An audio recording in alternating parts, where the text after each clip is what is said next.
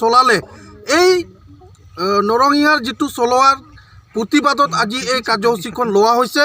কাৰণ আমি চাবলৈ পাইছোঁ 2014 চনৰ যিটো ঘটনাৰ পিছত আজি 9 বছৰ উকলি গ'ল।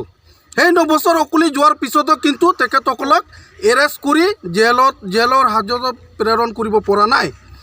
আমি খুব দুখিত যে আদিবাসীৰ ওপৰত যিবিলাক NDB গোটে আমাৰ ওপৰত অত্যাচাৰ কৰিলে।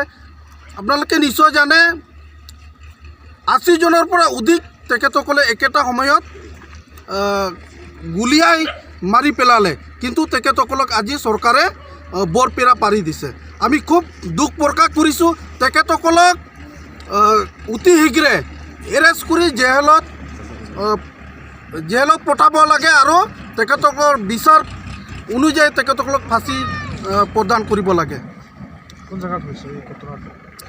এই ঘটনাটো আপোনাৰ লুংচুং, কোকৰাঝাৰ আৰু ঢেকীয়াজুলি তেনেকুৱা কেইবা গাঁৱত একেটা সময়তে তেখেতসকলে এটা নৰসিংহাৰ এটা আমাৰ ওপৰত অত্যাচাৰ চলাইছিল।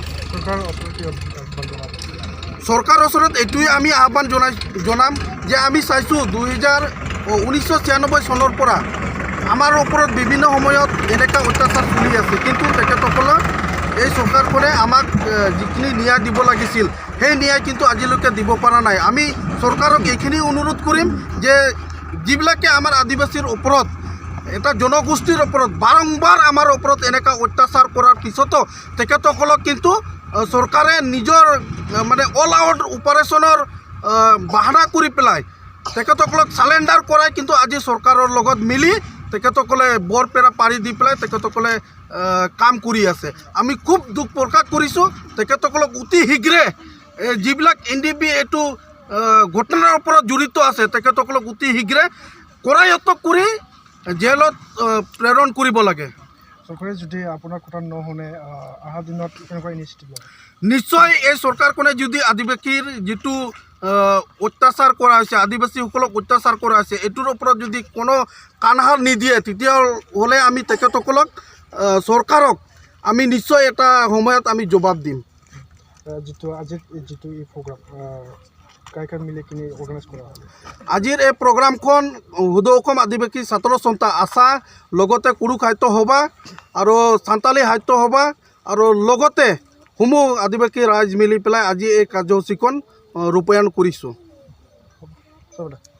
এইটো প্ৰগ্ৰামটো ইয়াতে লৈছে না আৰু কোনোবা জেগাত লোৱা হৈছে? এই প্ৰগ্ৰামটো সমগ্ৰ অসমত আমি ৰূপায়ণ কৰিছোঁ। জাগাই জাগাই এই প্ৰগ্ৰামখন ৰূপায়ণ কৰি আছে। ঠিক তেনেদৰে চিৰাং জিলাতো প্ৰত্যেক আঞ্চলিকত প্ৰত্যেক গাঁৱত আমি এই কাৰ্যসূচীটো ৰূপায়ণ কৰিছোঁ। আৰু লগতে আমাৰ যিমান আদিবাসী পৰিয়াল আছে তেখেতসকলে পৰিয়ালতো তেখেতসকলে এই কাৰ্যসূচীটো কেণ্ডেলিং কাৰ্যসূচীটো ৰূপায়ণ কৰিছোঁ।